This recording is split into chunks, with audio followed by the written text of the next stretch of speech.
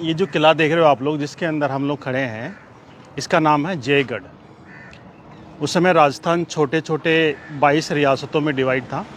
राजपूताना था और राजपूताना में 22 रियासतें थी। यहाँ पे राजपूत राजाओं का शासन था, इसलिए इसको राजपूताना बोल रहे थे। आज़ादी के बाद इंडिया आज़ाद हुआ था 1947 में। सब लोग ये देखते हैं कि इंडिया 47 में आज़ाद हुआ, तो राजस्थान भी 47 में हुआ होगा। इंडिया का एक पार्ट है, इंडिया से अलग थोड़ी है। बाकी हकीकत ये है कि जो आज हम इंडिया देख रहे हैं वो सिर्फ 62% ही अंग्रेज़ों के अंडर में था जी। अंग्रेज जाने के बाद में वो 62% पार्ट तो आज़ाद हो गया, लेकिन बाकी बचा हुआ 38% अंग्रेज़ों के अंडर में नहीं था, जो आज़ाद नहीं हुआ था। वहाँ के लोकल राजा ही रूल कर रहे थे। उसमें मैं उदाहरण दूंगा, एक तो राजपूताना जिसमें 22 रियासतें थी जी। निज़ाम हैदराबाद था, जम्मू कश्मीर था, गोवा था, सिक्किम था। सिक्किम तो 75 में इंडिया मिला है जी। 62 में गोवा मिला है, पुर्तगीज़ के अंडर में था। और राजपूताना यहाँ के लोकल राजाओं के अंडर में। निज़ाम हैदराबाद को पर्सनली मिलाया गया था। इसके अलावा भी कच्छ है, गुजरात में कच्छ है, भुज है, लखनऊ नवाबी अलग थे। तो सरदार पटेल जो हमारे गृह मंत्री रहे थे, सरदार पटेल का मेन रोल था इस आज को जो हम इंडिया एकीकृत इंडिया देख रहे हैं जी। उसको एक करने में मेन रोल उनका था। कुछ को प्रेशरली मिलाया गया, निज़ाम हैदराबाद को, जैसे जम्मू कश्मीर में धारा 370 थी, वो भी अभी जाके पूरा उसको सोल्यूशन हुआ नहीं, तो उसमें भी दिक्कत थी। राजपूताना के राजाओं को मिलाने में मेन रोल था सरदार वल्लभ भाई पटेल का, जिसने यहाँ के राजाओं से एक ट्रीटी की। सिटी प्लेस में दरबार हाल है, जहाँ पे राजा लोग अभी सिटी प्लेस में रहते हैं, वो पब्लिक के लिए ओपन भी है। वहाँ पे राजस्थान के सारे राजाओं के साथ में एक मीटिंग हुई थी सरदार पटेल के साथ में। मीटिंग के कई दौर चले थे। लास्ट में 2 साल बाद यानी 30 मार्च 1949 को राजस्थान के राजाओं और सरदार वल्लभ भाई पटेल के साथ में एक ट्रीटी हुई थी। एक सम्मानजनक ट्रीटी थी, उसके तहत ये इंडिया में मिलने के लिए राजी हुए थे। चैत्र प्रतिपदा थी, उस दिन में नया साल हिंदू जो कैलेंडर था उसमें नया साल भी था। और अंग्रेजी महीने में 30 मार्च आता। 30 मार्च 1949 का राजस्थान का इंडिया में विलय हुआ है, तब इसका नाम राजस्थान रखा गया था, राजाओं का स्थान जी। और उस समय जो रियासतें थी, उस समय सरदार पटेल के साथ में जो ट्रीटी हुई थी, सम्मानजनक ट्रीटी, उसमें एक प्रीपरेशन रूल लागू हुआ था। उसमें यहाँ के राजाओं को जितना वो अपनी पब्लिक से टैक्स लेते थे अपने रियासत में, उतना गवर्नमेंट को एज ए पेंशन देना पड़ता था जी। इनके पास सेना रखने का भी पावर था, इनके पास आर्म्स भी होते थे, इनके पास किले महल सब कुछ रखने की परमिशन थी। लेकिन फिर बाद में धीरे धीरे समय के साथ में कानून में तब्दीली लाते गए और उसमें सीलिंग एक्ट लेके आए, आर्म्स एक्ट लेके आए, और इनके सेना रखने की परमिशन थी वो भी वापस ले ली गई। और धीरे धीरे पूरे तरह से इनको वापस इंडिया में जिनके रूप पावरलेस करते गए। हाँ, इनके पास काफ़ी फोर्ट प्लेसेज है, कानून में थोड़ा दायरे में थोड़ा लूज़ रखते हुए इनके लिए स्पेशल एक ट्रीटी की गई थी। उसमें रास्ता निकाला गया था कि आप लोग अपनी प्रॉपर्टी है, फोर्ट है, पैलेस है, उसको हेरिटेज होटल में डेस्टिनेशन वेडिंग के लिए पब्लिकली ओपन करके लोगों को रोज़गार दे भी सकते हो, और वहाँ पे उसको रिपेयर करा के उसको मेंटेन भी रख सकते हो। जो गवर्नमेंट काम करेगी वो राजा लोग करेंगे, उस पर टैक्स नहीं होगा, यानी ट्रस्ट पे टैक्स नहीं होगा।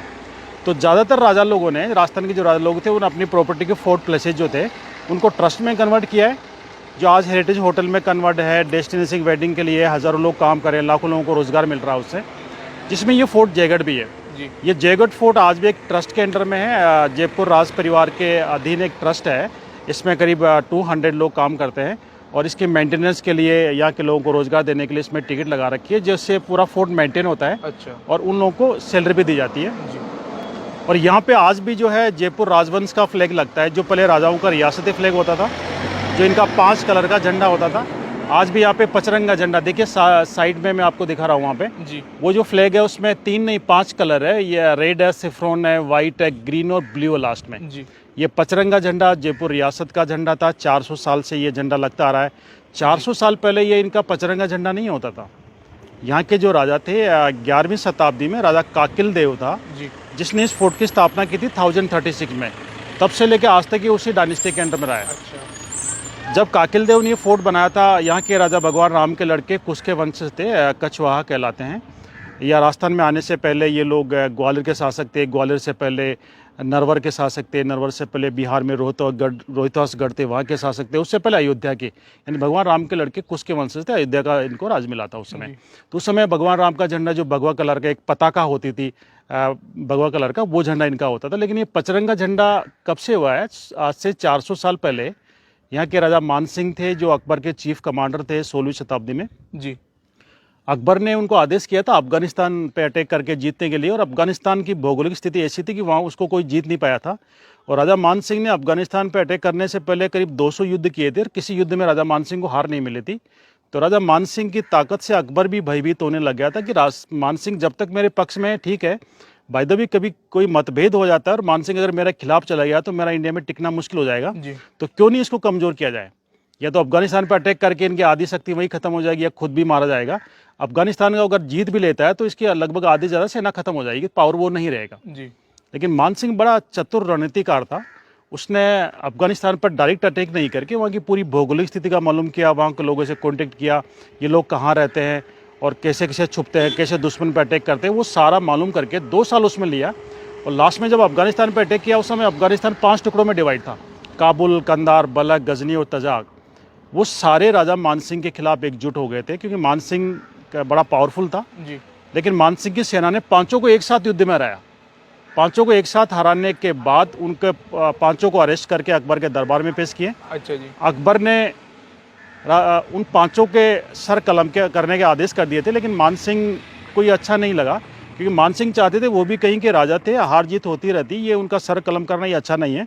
तो अकबर का विरोध, इस बात में थोड़ा विरोध किया। तो अकबर ने मान सिंह को खुश करने के लिए फिर उनके 5 के झंडे जो जीत के लेके आए थे, 5 के झंडे अलग अलग कलर के थे, वो राजा मान सिंह को दिए उस विक्ट्री की याद में, उस विजय की याद में।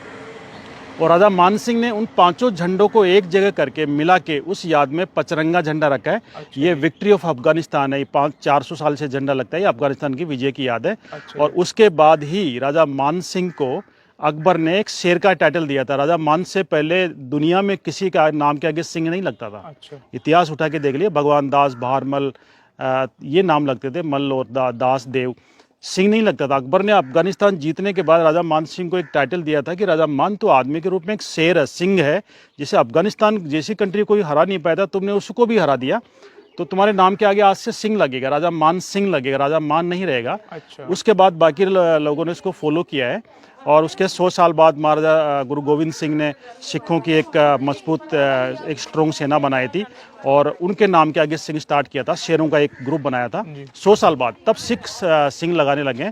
उससे पहले राजा मान सिंह से पहले 400 साल पहले दुनिया में नाम के आगे किसी का सिंह नहीं लगता था। अच्छा। आजकल तो फैशन हो गया, हर कोई फैशन में सिंह लगाते हैं, बाकी एक टाइटल है।